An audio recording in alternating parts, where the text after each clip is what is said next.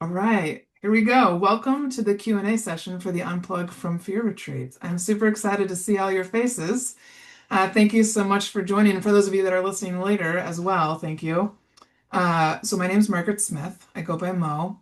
And this is the second official Unplug from Fear retreat. Uh, totally inspired by the first one. Did something that I've never done before, which was the day after it ended, I was like, I got to plan the next one. And I think it just felt really very much in the moment and very appropriate because there's a lot of fear happening right now, a lot of people in fear.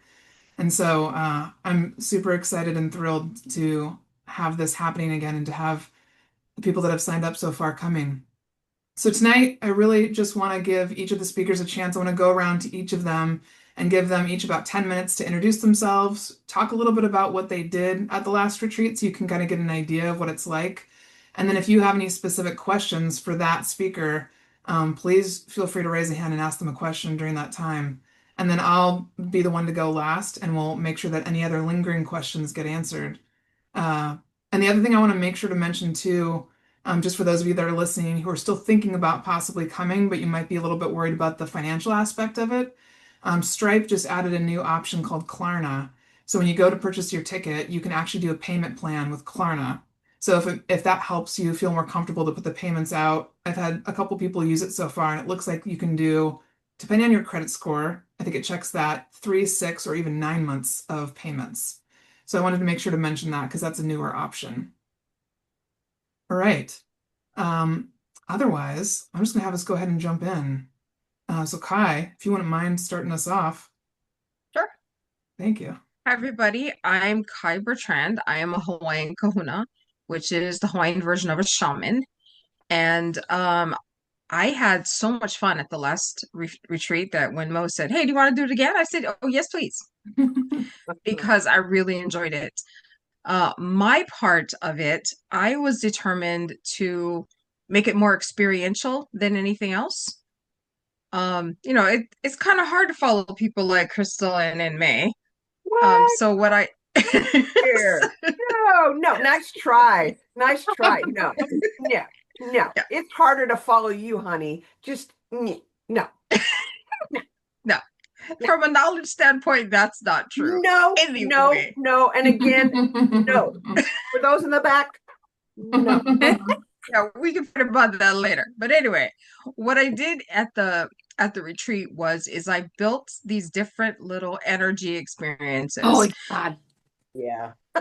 So good. Remember So when you yeah, walked into the filter in May? What? yeah, Oh, yeah, that was yeah. hysterical.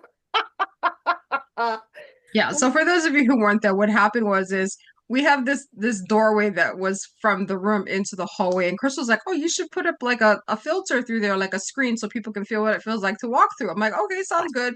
So I put up just a simple filter, and then Enemy banged into it. She was like, "What happened?" I was like, "Oh, sorry." Like trying to walk through the glass sliding door. Yeah, I'm so Ah, funny. Yeah. and I, But yeah, we had energy balls that had a color and a scent and a temperature and a texture that people could decipher. I had four of those. I had set up three different energy stations just so that people could feel the differences in energy, like the different range in energy. So we had like a section for the lowest energy that they could handle, and then for like a super high frequency energy, and then I just had three chairs where it was just like just go Whoa. to sit to get healing. That's what I did for that. I also created a like between two chairs I set up like a live portal so you could actually like walk through and get a sense of what the portal is. But I think the big thing was the energy ladder. Mm. And what I did with that is I just took like five little pieces of tape and stuck it up on the wall. And what I did is I changed the frequency to go from the basic energy of earth energy all the way up to the lowest level of the angelic realm. And it went all the way, it stepped up between there and people could decide what they wanted to do or where they wanted to sit. And then on the second day, after people got their patches on, Oh shit. I actually bumped up the ladder so we were even higher on the second day. So Okay. Paula, I feel like we have to explain, Paula, since Dr. K was there at the last retreat, but you weren't. I had somebody come and speak about the LifeWave patches, which you might have seen in my emails about, but they Yep. basically amplify your own energy back to your body. And so putting those on, along with being around these folks who are very much skilled in energy, yeah, it was for someone like me, I couldn't gauge. It definitely made me cry. But between the patches and then doing the ladder exercise, I definitely had a moment where I did not like my emotions got the best of me because I couldn't figure out like how to stabilize my energy for a second. So it was like we were hopping around like little kids for a minute. Yeah. I had to take mine off. Yeah, but that's what Kai, I loved that exercise so much because, well, one, I've never done anything like it, and two, the experiential part of it is exactly what well, especially like me, what I need in order to better understand energy, like to practice walking through a portal and what does this feel like and how to identify one in my house, or, yeah, it's just phenomenal. It's so cool. yeah, because that was one of the things that's something that's like really important to me, like as a teacher, is that it's that I bring it into practical. I bring it into real life because you can talk theoretical all day long, but the Yeah. fact is, like, unless you actually put it into play, it really doesn't mean anything. Mhm. Yeah, so that's my thing. It's an awesome thing. Was. Do you think you're going to do something similar for this next one or switch it up a little bit? Oh please. I'm not sure. It's funny because like when we first talked about it, like I kind of had a plan in my head and then it's changed a little bit. So I'm not quite sure, but it still feels like it's going to be something experiential. I'm Okay. just not sure what form it's going to take. Okay. Cool. Does anybody have any questions for Kai specifically? You and Crystal then spent some beautiful, intimate energy with each of us, repairing, recollecting, and reshaping, and installing even some updates and upgrades, which I'm pounding out on paper now. And it was spectacular. It was so good. That was I'm I glad. think everybody mentioned that as one of their favorite experiences. Yeah. Yeah, it was pretty amazing. Yeah. Maybe can you guys share a little bit about what it's like when you do that with folks? Just so Paula, anybody else who's listening who wasn't there can kind of understand what that is. So like it was that was Sunday afternoon, right? Yeah, Sunday afternoon. Everybody had a chance to sit in a chair and receive healing from Enmei, Kai, and Crystal all at the same time. And so it was really awesome, and everybody had different experiences and had different things that came up. But can you guys share a little bit about what you do or what you're looking for when you do that with folks? You can go first. For me, what I do is, I mean, when I walk up to the person, it's like I already feel their energy as far as like if they have energy blocks, if stuff is flowing, if they have attachments. And then my purpose then is to bring them back to as stable an energy state as I can. And so pulling off an entity, I will do that. If that means like opening up energy blocks, I can do that. If it means down an ancestor that's stuck in between, I will do that. It's just whatever falls into my normal purview kind of stuff because each person is different. And like there was one person where they had energy that was actually stuck in one of their energy bodies.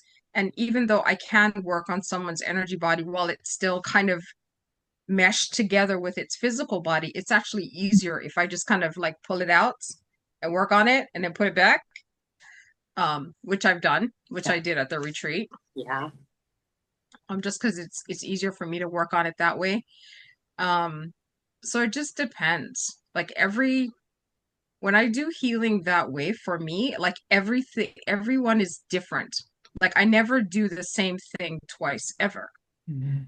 It's always different because every person is different and every person needs different things.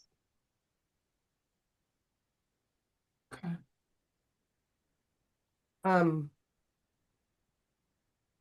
So Kai and I have also done a couple other events where we've worked with another healer where we do energy work on people.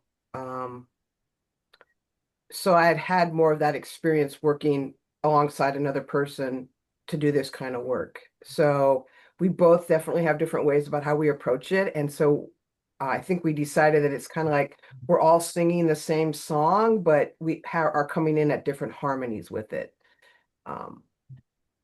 So Kai sees energy. Kai sees stuff all the time. I don't see it. I feel it. So when I'm going to do energy work with somebody, it's kind of like an info scan. I like, okay, so what's up? Asking source, asking myself, what's going on here? And then I get pulled to a specific area on that person. Sometimes I feel like there's stuff I want to talk to them about while I'm doing the work, saying, this is what I'm feeling right here. This is what I'm sensing is happening. So that also allows the person to become part of what we're doing because I'll ask them to focus their attention on something, their energy on something, or breathe into something.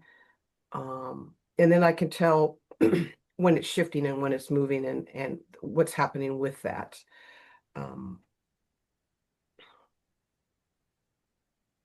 And there's also times where I say, hey, Kai, I'm seeing XYZ. And Kai go, oh, God, yeah, okay. And Kai starts working on that. And then Kai will step back and say, check my work. And I'm like, okay. And so I'm looking at what's there and what's happening. So even though we're both kind of doing a different thing, we're still working together with the goal of bringing that person back to the most optimal place they can be in the moment. It doesn't mean that everything's totally disappeared, but big chunks get taken off.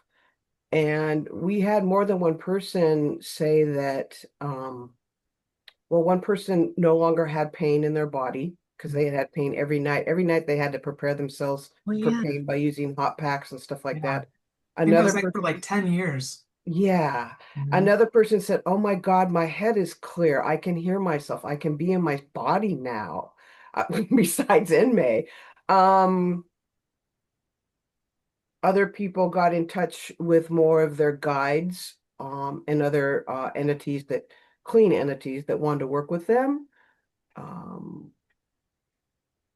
And other people just started to own their own energy more. We created that kind of environment where they're very grounded and they can actually be open and allow themselves to feel and it was a safe container so they could have that experience. Yeah. Yeah, it was hands down, I think on the surveys afterwards, everybody mentioned it as one of their favorite parts. Yeah. Yeah. It's one of our favorite parts too. Yeah. Okay, cool. Did anybody else have any other last questions for Kai before we move on to Crystal? Crystal yanked some old ancestral energy when you were standing on my left side at that moment. It was like my ancestors had to announce themselves and release themselves. I could feel them coming out of my left ear. It was interesting that they were being pulled out. And then Kai backed it up with these golden packages of gifts. I can't even express how they were wrapped, but they were sincerely allowed to be received by me. And Kai opened that gateway. So that was truly fun and lovely, gentle. For me, it was very gentle because I practice Reiki and Qigong. So through Reiki, it's universal light energy. It's like the same pathway. You use the pathway, and I received your gifts. That was crazy fast fun. Yeah. Yeah. That's one of my most favorite things to do when we do that. It's just such a high. Yeah. Yeah. Feels really good. All right, Crystal, on to you. Okay. Well, I'm Crystal Novak. I am a psychic. I am a conscious channel. I also work with energy, as we just were talking about. I've been doing this for over 40 years. And to kind of lean into what Kai was saying about knowledge, I was part of a meditative study group that was channeled by an ascended master for 35 years. and we met once a week. So I learned all kinds of stuff.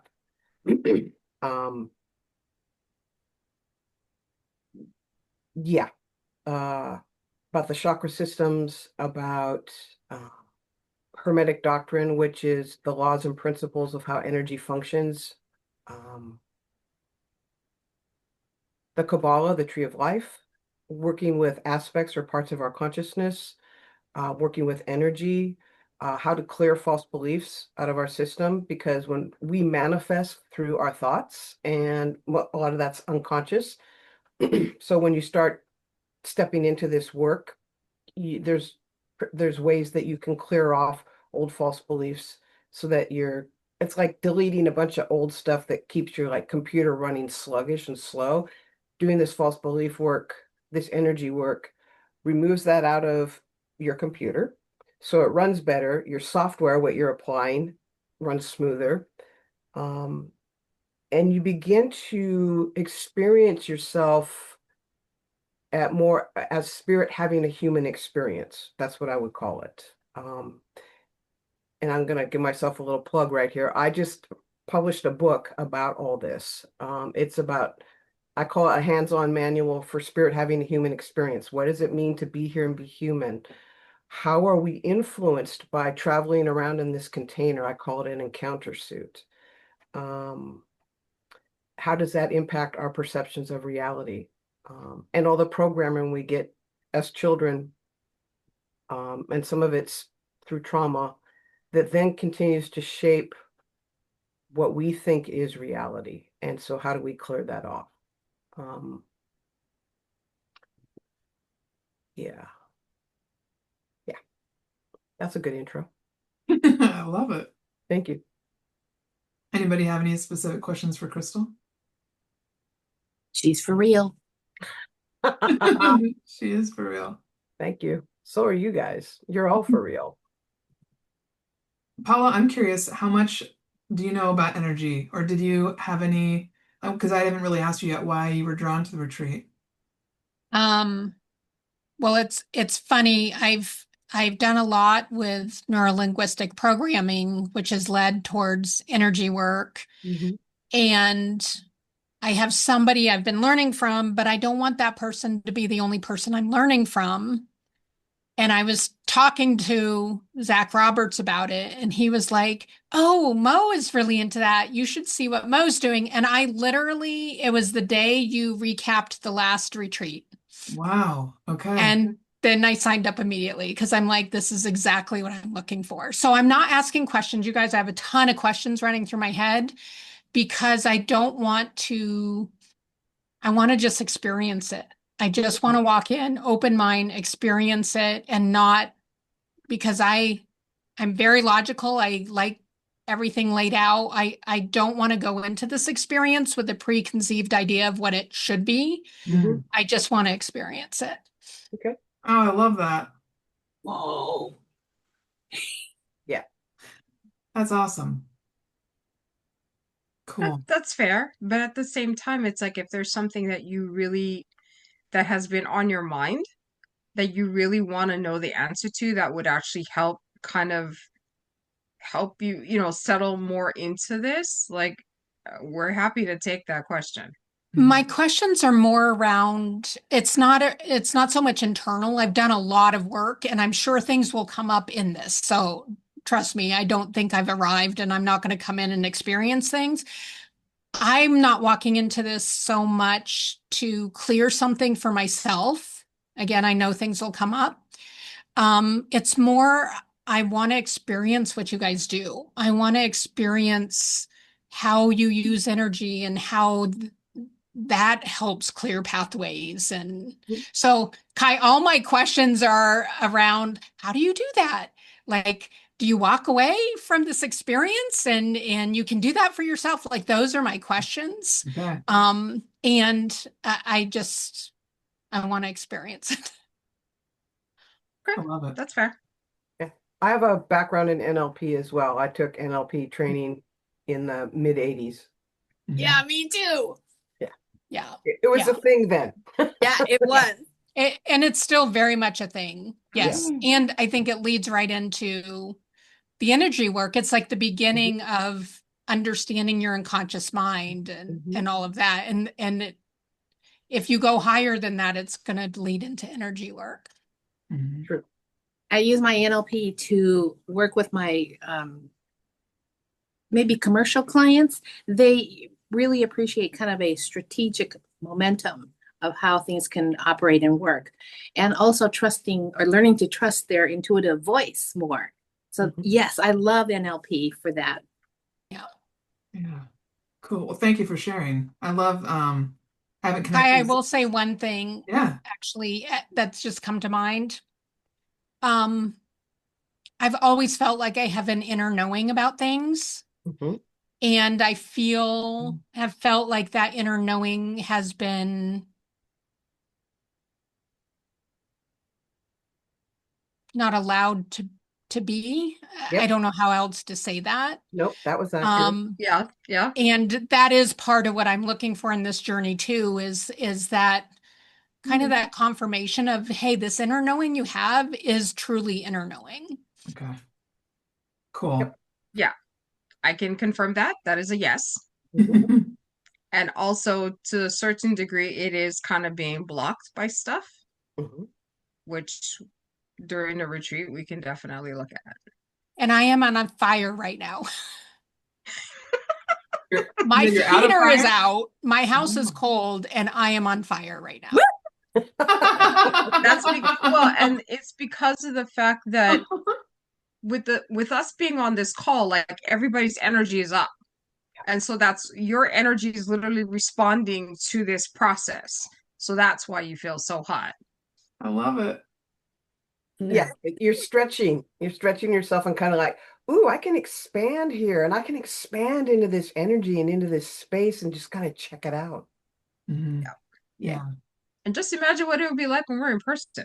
Oh my God. Yeah. This times 10. And then put a life wave patch on us and we'll just go crazy. That room was so hot. It was so hot. Yeah. It was hot. Yeah. Yeah. Yeah. Well, thank you, Paula, for sharing. That's helpful. And I will say too, just that something I was going to mention is that I really take a lot of time to pick who I want to have speak and present at the retreats. I mean, since I've been doing it from the beginning, but I very intentionally picked Enmei, Crystal, and Kai because these are three of the people that I trust the most in the world with this work. Because just like a doctor or a dentist or whomever you're going to see to treat your body, energy is that, if not more important to me. Because that, I mean, there are so many practitioners and so many people who are in all stages of learning.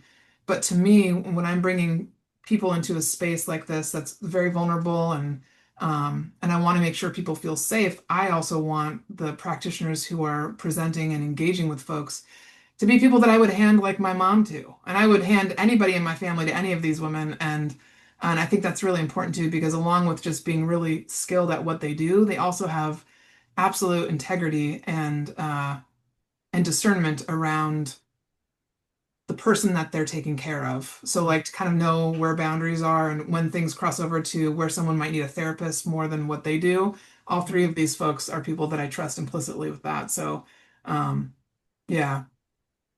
Yeah. So when it comes to learning about energy and learning how to engage with it and all these things, this is especially on a topic of unplugging from fear and stepping away from fear in different parts of our life. So yeah. All right, Emma, you're up. Hi. Okay. I'm so fortunate to be chosen again. Are we doing this like for the 6th, 7th, 8th time? I don't know. I think this might be like the 7th time. Yeah. 7, lucky 7. I love that. By the way, did you know that today is a 1010? Numerology wise, chickadee. Yeah, it's a 1010. So this is big day to think about your intentions of what you're desiring, what you want to get rid of. This is a big time to take out the trash. Like I'm tired of, or I don't need, or I love it when I spend more energy doing this or that. Okay, so try that before the end of your evening. I have been talking to spirit since I was 3, maybe earlier, but that's when I got loud. At 3, I started talking to dead people at my sandbox, and learned that this was a trait amongst my Chinese side. I'm half Chinese, half Japanese, born in Sherman Oaks, California, married to a German-Irish guy. That's why we have basset hounds.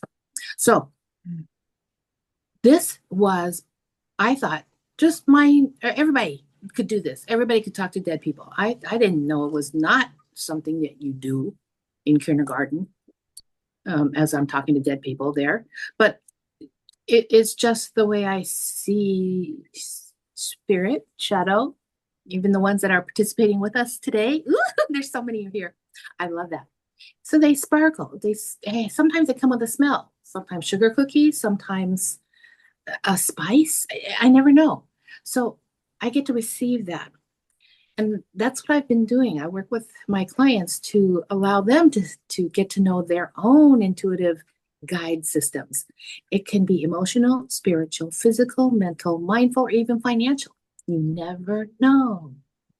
You're also attracted to like-minded people, like people who share the same pathway of spirit life. So maybe that's why you're attracted to certain people. Maybe that's why, Juliana, you said, that's the one I need, Mo, right now. So we just know. We have a knowing. Yes, we do have a knowing. You were born with that knowing. It's already inside of you. That's called intuition. Instinct is what gets in the way. That's the fear monger, the one that goes, yeah, but, and what if, and oh my God, and what if this happens, and what if I lose my job, and what if I can't make enough money, or what if? Okay. So if you're making decisions from your what if, it never works. It never works. So maybe one of the highlights at the last event, is it okay to use her name? Oh, yeah, yeah. Okay, wow. I looked at her and I said, that's not your name. This whole 2 days, I'm sitting with her and I said, that's not your name. That's not your name. You're tired of that name. You're done with that name.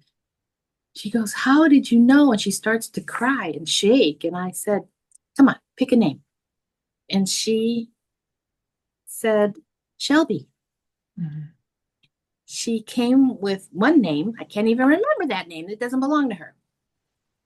And from that moment, we all called her Shelby. It was so joyful. You could see her giddiness in her body. Mhm. She changed because the old name belonged to an ancestor who was telling her to stay in this little pocket. You have to be this person, be like that. Ugh. So it did not fit her. She was listening to instinct.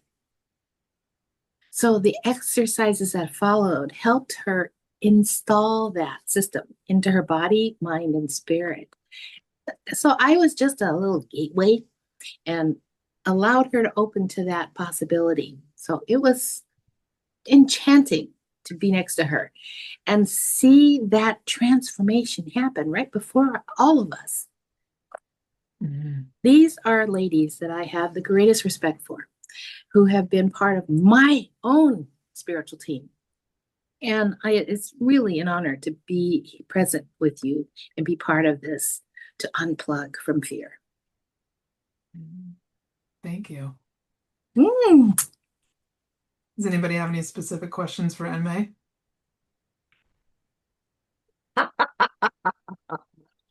Laugh. I know Juliana hopefully say hi. Oh, my camera keeps going out. Whee! No, I just want to know where Thanks. your last Thanks, trip Margaret. came from in May. The one on mushrooms or what? Where did you go on your last trip? Oh, you mean like to Atlanta? That one? Or Is that the last trip that you just took? I can't remember. It was 4 cities I had to take care of. So I left luggage in each one. Oh my God, there's a bad pastrami sandwich in New York. Anyways, yeah, I wanted that one so bad. I was all over 4 different cities. Interestingly, talking about death. Yeah, I've been running into that too, actually. Yeah, they didn't want to talk about life. These people want to talk about what's on that side. Yeah, know I've been sometimes- having conversations about that too. Like right? how about yeah, what's on the other side and like how to help people transition over to that, like what you can do for that. And I just thought, okay, that's some interesting conversation to have right That now. that's the last conversation I had with my previous client is she has asked me to be her POA, and she just got disapproved for death with dignity because they're not sure if it's 6 months or less in the state of Washington. So we have been having incredible conversations about what's on the other side. Yeah. Yeah. And her dad showed up, 6 horses showed up, 2 basset hounds, and a looks like a lizard, but it's not. It's more an indoor lizard, like iguana. That's the word, iguana. It was an iguana, which were all her kid pets, and they showed up at her barn. That's but showed up. Yeah. Yeah. Because I was talking to somebody yesterday she was afraid that somebody who she didn't like was going to show up for her when she passed. I'm like, no, you get to choose who shows up for you. And she goes, Yeah. okay, that was like one of the reasons why she was afraid to die. Mhm. And I was like, you don't need to be afraid. It's like the people who are going to be there for you are the people that you want to be there for you. Yeah. Her dad showed up with a cigarette. He says, I'll be here, Becky. Jesus. Yep. So that's my job. That's my delight to make a living this way. Who knew that somebody would pay me to talk to dead people? And we see these kind of spirits hanging around properties or your homes, or sometimes they like to go for drives in your own car. Mhm. That's where selenite comes in handy. Yeah. Clean out your car. When they say clean out your car, clean out your car. Yeah. And there are energy ways of doing that as well. And see, and I guess that's the whole point about having this kind of retreat is that you can ask all these weird little questions like what about this and what about that and can I do this? It's like, is that possible? Like how does that even work? You know, and I think all three of us are open to all that stuff and we approach things from completely different ways. Yeah. And so what that does is that gives you options. True. You're like, I might not be able to do that, but I could do that. Because, you know, like if you need to clear something and you happen to have left your selenite at home, what are you going to do? Right? You can actually do that with energy. But if you have your selenite, great. You know, so it's like it's different options, different ways, different circumstances. And that's what we can present. That's what we bring to this thing is that we come at things completely differently, but it accomplishes the same goals. Mhm. So whatever resonates for you, that's what you can walk away with. You don't have to, if it doesn't call you, then it's okay. You don't have to take it. Mhm. And it always depends on the circumstances too. I mean, because there's sometimes I'm just like, yeah, where did I put that selenite thing? And at other times I'm just like, I'll just do it with energy. You know, so everybody's a little different. And, you know, like if you're traveling and stuff like that, like you don't always have access to certain things. Or if you happen to be at someone's house and you need to do something, you're like, it's like, hold on, let me get my selenite out of my pocket. You can't really do that, right? Yeah. And then you can actually do it quite well, you would, but most people would be like, okay, let me just quietly do this with energy. And then, you know, nobody has to know. So it just depends on, you know, who you are and how you operate in the world. There's techniques to do all of that. And, you know, I mean, I think all three of us are happy to teach anybody anything that you want to learn. If you're willing to ask the question, I'm willing to give a shot at answering it. You Well, can guys- also spit. Did you know how quickly you can change your energy by spitting out what might be coding you? Because energy often enters through your whatever is open at the moment, and it's usually our mouth. I remember you saying this before when you shared a story. I think it's our last Q&A. And now I'm thinking to when I spit and I'm like, maybe I was doing that without even realizing what I'm doing. Yeah. Yeah, when Joey called me a witch and he pissed me off. And so I went, I don't like it when Joey hurts me. I don't want to feel that anymore. I don't want to feel less than blah, blah, blah, blah. That was what I learned at 5 years old. So Yeah. I think the other thing I really appreciate about having the variety with all of your different backgrounds and all the different experiences that you've had is that also you provide so much validation. So like, I mean, having that session with Kai a week and a half ago, she basically walked me through closing a portal in my own kitchen. I was like, what? And I did it a certain way, and she was able to say, oh, yeah, I see how you did it like this. And I'm like, oh my God, she saw what I did. So to have that kind of validation when you're learning about energy and how it works is so important, I think, to make sure that because for me, I mean, like you mentioned, Paula, I very much absolutely lean on my logical side, and I have for most of my life because I was conditioned to. I wasn't really taught how to use my other side of my brain. And so as I'm leaning more and more into this intuitive side, um, it's a lot less black and white. And I love it. And my logical brain will sometimes argue with, did you really close that portal? Are you sure you closed it? And so having that validation from people who have done this for so long also helps me to quiet that part down so I can just lean into accepting what I know is true and just moving forward with that confidence. So, Dr. K yeah. has been a delightful client of mine for I don't know how many years, but Yeah, it's been right? a while. Yeah. And this is a doctor of science and anesthesiology and bodies and running departments and it was like looking at her, she's an intuitive. God freaking damn it. She has a knowledge by just even looking in a room or looking at a person under anesthesia or not to feel what needs to be done, what feels what is going to be right to make sure this guy wakes up. So Kay is an intuitive medical spiritualist and intuitive, but it was a matter of just honing in those skill sets. And oh, freaking yeah. Mhm. And for me, it was a lot of never really running into people that could do what I did. And there's a lot of, I don't really believe I'm doing this. And it's, but then finding out that, well, you think back on it, you've been right about a lot of the people that you have seen from, Forever. yeah. And from my perspective, the workshop really opened up my options. There's so much stuff that I learned to do from Kai and May and Crystal at this workshop that I don't say anymore. Oh, I don't think I can do that. I say, I'm going to do this, and then I'll find out if this is good or if it's not. And I will tag either Kai or Crystal or Inmate or everybody and say, I did this thing. And yeah, my latest I did this thing was a shield for a friend of mine who is the apartment supervisor where there's a lot of immigrants.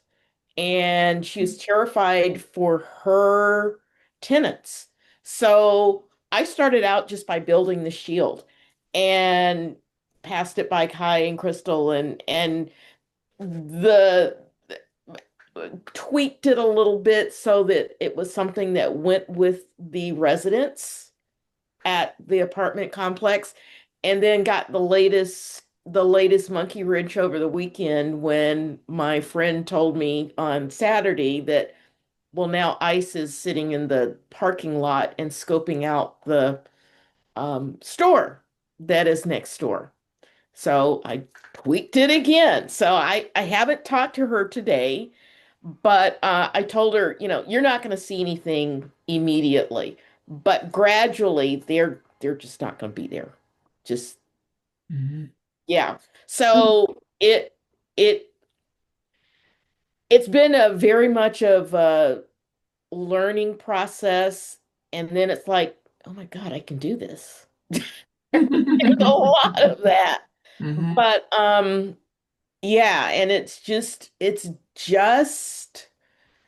been very thought-provoking for me. Like I've been having like this really deep kind of philosophical conversation with myself about humanity and empathy, which has Mm. just, it's kind of blown my mind. Oh. And I have my own website for my energy coaching business, but it's been like writing about it and seeing all aspects of it. But it's been mind-boggling with everything that's been going on Mhm. past, you know, I feel 3 like I can look back since the retreat in September. So it's been 4 months now, October, November, like 4 full months. Mhm. And I could see how it sparked all this creativity for everyone. Mhm. I mean, and the speakers included, I felt like we all were able to garner this energy for ourselves, and then things just started sprouting and and happening, and so that the impact is that's the other thing I love about this is the energy continues. Uh, Mhm. and like Kai, you said, I remember right after the retreat, we could tap back into that energy at any time we want. And so sometimes when I go into meditation, I'll put myself back in that space and I start to feel it again. Um, and it's so cool just to see how it unfolds over time and the things that play out for everyone. Yeah. It almost makes me cry when we think about the safety, Mm. the creation and the feeling of continuity and unconditional love Mhm. or whatever may show up. There Mhm. were breakdowns, breakthroughs, Mhm. and you were always in a safe container with Mhm. Mo. That's what she makes sure we have. Mhm. Well, thank you. That's very important to me. Yeah. Mhm. I think so. The only other thing I wanted to add on here, besides giving everybody a chance to get to know the speakers a bit more too, is that the reason, if you don't know me and you're watching this later on, please feel free to reach out and I'm happy to hop on Zoom or calls with people and give them a chance to get to know me more. If you're looking at this, but you're like, I don't know anybody, I don't even know Mo, why would I come to this? Yeah. I did a lot of personal development in my 30s when I was in real estate. And through that time, like that 10 years or so, I realized that this was the secret sauce. When I looked at what is it about all these different aspects that makes successful people, successful at what they do, but successful and happy and in alignment with what they truly want. And I just kept coming back to intuition, kept coming back to what does my soul want? And uh, these retreats you could go to the same Unplug from Fear retreat or the same, the other retreats that I've done that had different titles, but you could go to all of them because I've been to all of them and you learn something different at each one. They could have all the same titles and it doesn't matter because the attendees are always different. And so it brings different energy to it. And I have never grown so much as I have at these events, which is, I think, why my energy is so drawn to continue to put on these retreats because it's not exactly, I'm 5 years into my business, but it's been financially one of the more riskier things I can do. Because when you're putting down money to bring in speakers or to secure a place, it's definitely risky. But I've never also felt so called to do it because, like we talked about at the beginning of the call, there is so much fear happening right now. And I think more than anything in my life, uh, I've recognized how often fear prevented me from doing something that I really wanted to do. And before I had my own business, it was fear of speaking up, fear of saying the wrong thing, fear of moving in a wrong direction, or fear of having somebody look at me strange and just not know what to do. And it was all so fear-based. I got so tired of it and so just angry about it that eventually I decided this is no longer gonna rule my life. And it's not like some one big thing happened. But I'm talking about the fear that creeps in to every little corner of every little crease of your life and stops you from going to lunch by yourself, stops you from talking to that person that you feel really called to. All the little ways in which it adds up to where all of a sudden you look around and you're in this little box in your life and you're not happy. Because it's just put you into this place where you're small and you feel like you're safe, but you're not really safe. So, I just got really exhausted and really tired and really angry of being fearful. And so I'm really dedicated to creating this energy in this retreat, but also just in my business and in everything that I do, because I believe that the ripple effect that we have when we come together, when we're spending that time together over those 3 days, it's like we're anchoring this light into the earth, and then it ripples out through our family, through our friends, through everybody. Even the people who are just watching the retreat but didn't attend feel it. And so I really want to be a part of that, of the ripple effect. And I really want and believe in I have a different vision of what the world looks like when that fear is gone. Mhm. And so that's a big part of why I put on these retreats. And I think for those of you that are watching, if you've listened to this, you will know if you're supposed to be here because your whole body, like what Paula said about your body being on fire, you will feel a pull to it. And so all I would ask you is to follow that pull, even if it seems irrational, illogical, follow the pull, because when you are pulled to something that is loving, that is a sign to follow it. So, yeah. I need to tout Mo as emotion code specialist here. This I is forgot something to I mention hope that everybody will get to experience, in that you yourself, you are a compass. You are yourself a pendulum. And Mo will share how you can reach that inner pendulum of yourself to lean into. Is there pain still here? Is there an issue still here? Am I still pissed off about this? Whatever it is, it's amazing how quickly she can ascertain first and teach you how to do this. Everyone has access. It's just a matter of how you want to access and even asking the question correctly. Mm-hmm. This is a time of great fear because we are in a tumultuous time in our global condition, politically, financially, emotionally. And it's a little scary, even for me. I am feeling empathically brokenhearted and also saddened. The other part of it, the total opposite side of that mirror, though, is the amount of love that I receive from so many people, and support and kindness.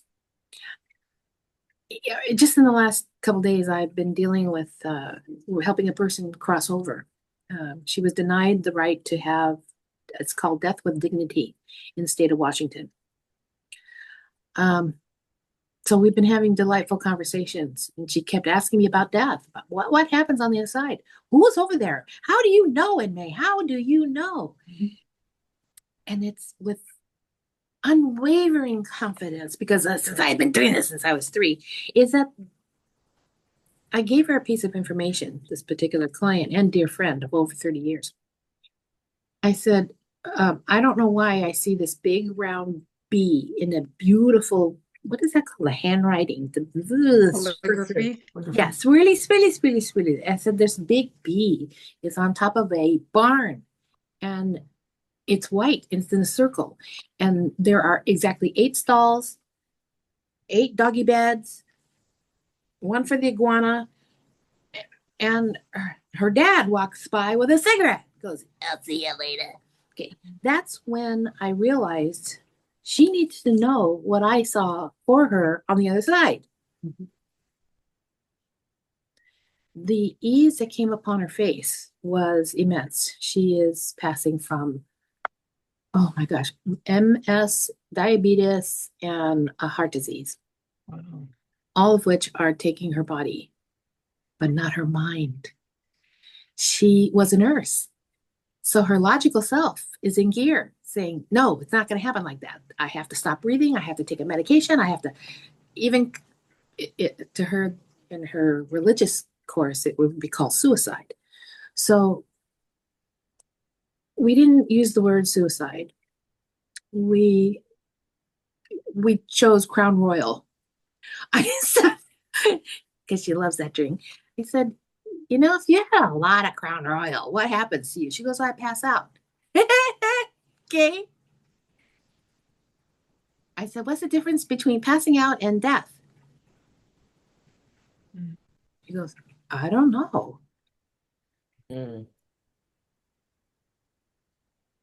Yeah, right, Kay? So I left her with that this evening. Kay, that was just Kai. This was just before tonight's call. So, in May? Yeah. She has a treasure that she's never touched because she didn't think that she had earned it. if you can ask her to just even pretend, or however you want to do it, to breathe into it, just allow her to like open the vault of her heart. There is so much light and love in there, and she's never let herself really have it. Yes. Yeah, and that'll actually make the whole transition thing a hell of a lot easier. Yeah, her anger is holding her hostage, and we're softening that. And there's fear under the anger. Yeah. She is enough. If I know she probably can't hear this, but there's so much on the other side that they're like, you know, when they start football games and the players run out and everybody's cheering for them as they come out.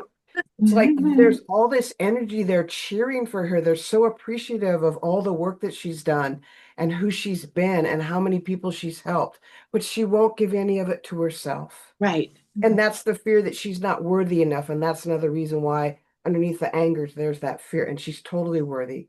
That's what we forget when we get here.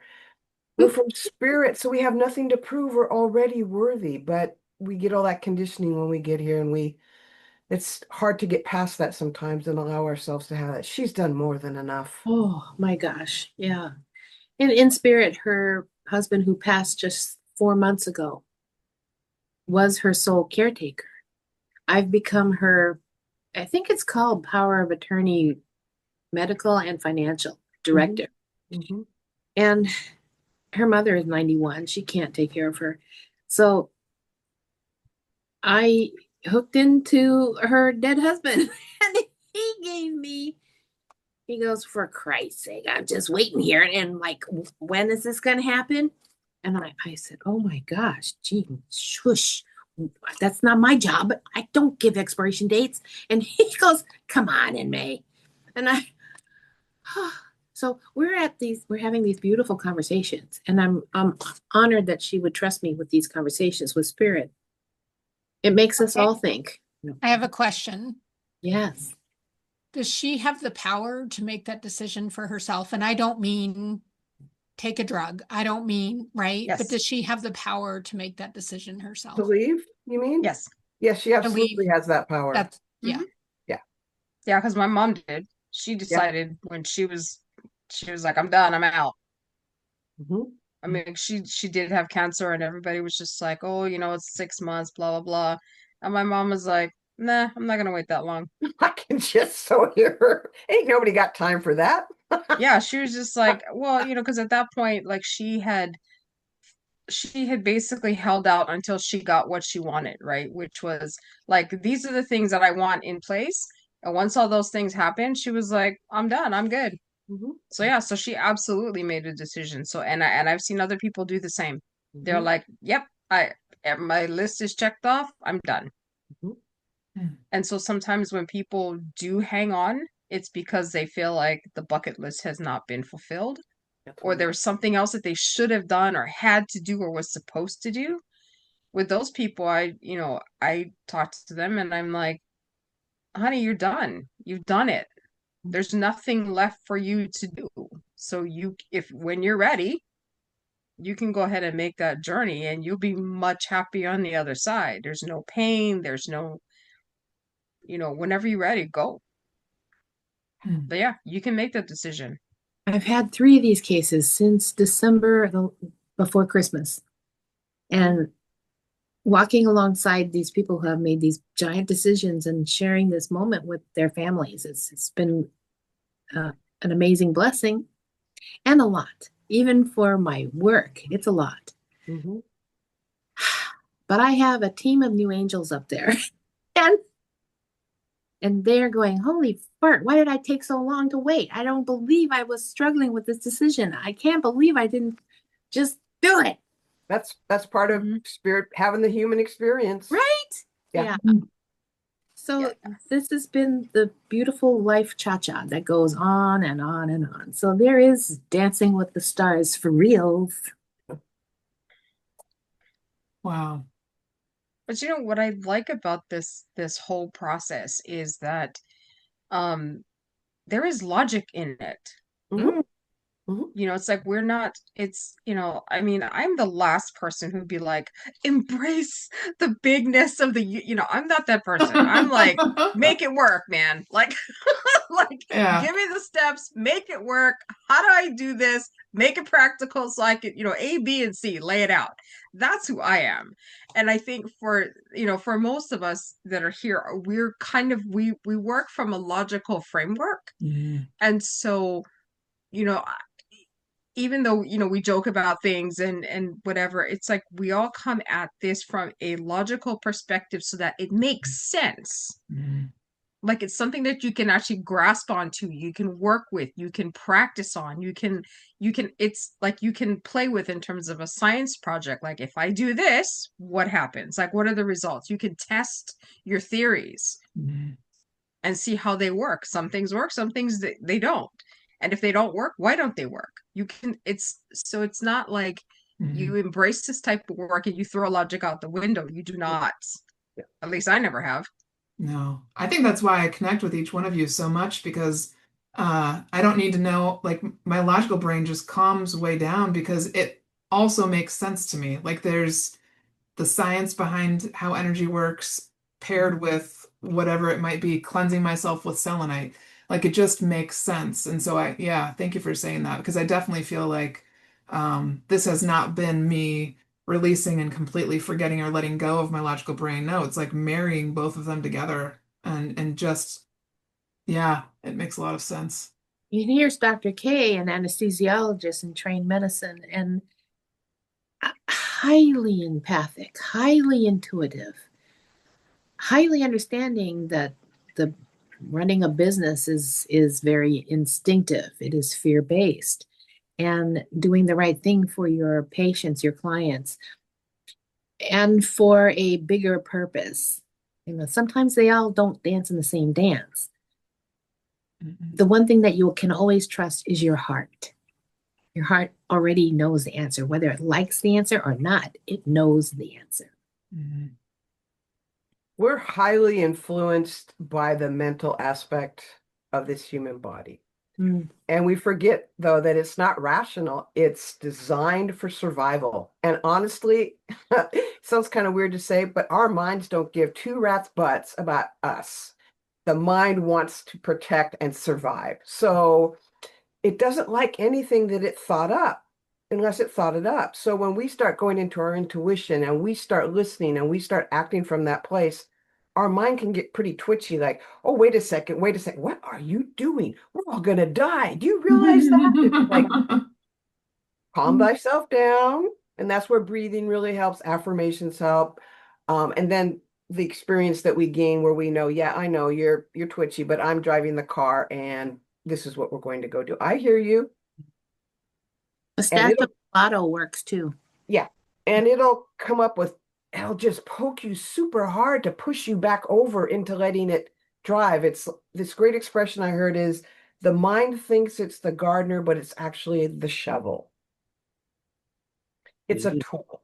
It doesn't think it is. It thinks it's all that and everything else under the sun, but it's like, no, no, you are a limited construct. You are designed to function in this 3D reality. Anything that comes at you that's not part of this reality or what it thinks is survival based, it goes bonkers. So I know personally, when I was doing shadow work, the bigger the response my mind had, I thought, ooh, I've really hit some pay dirt because it's really freaking out.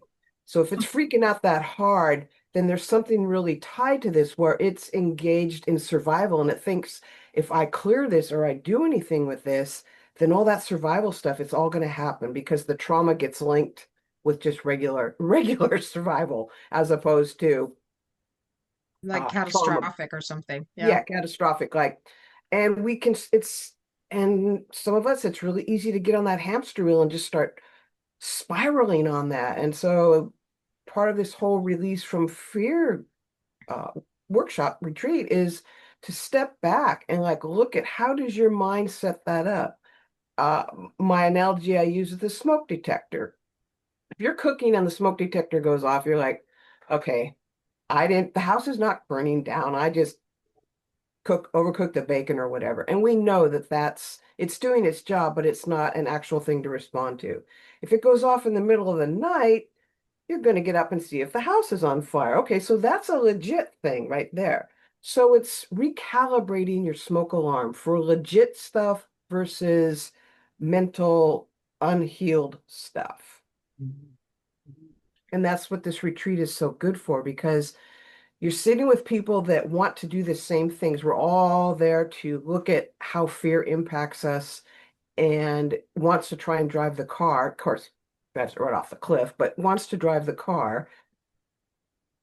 But we are the controlling identity. We are self with a capital S. And we have to be able to know how to breathe through it, walk ourselves through it, and not let that push us. You said it earlier in May, if we make a choice from that place, that's not a clean choice. That's a fear-driven choice. And fear-driven choices never go the distance because they're based on fear. And fear is not a reliable mechanism or reliable foundation to make decisions from. So we explore that. That's what I love about this workshop. It's like, okay, let's get underneath the hood here and let's see what's making this do what it does. This Q&A always makes me want, like, is the retreat tomorrow? Can we just start tomorrow? Everyone's like, I'm so ready to jump into it. Yeah. I can. Well, like after the last one, everybody's like, can we do this again tomorrow? Yeah. Yeah. I It's want to getting go so home. excited. Yeah. Well, I know It's we're like just over time. So I'm gonna pause here, but I'll pause the recording too, so that if you guys want to stay on for one other second and say goodbye. But for those of you that are listening and watching this later, thank you so much for tuning in. And please reach out to myself or to anybody really on the screen if you have any questions for the other speakers. But please consider this. If this is something you feel pulled to, we would love to have you join us. Or you might know a friend or a family member that could Mhm. use a little extra push to Mhm. feel safe. Mm-hmm. Perhaps that's what we're doing, is really increasing your safety in a world that is a bit tumultuous. Mm-hmm. Yeah. Mhm. Right.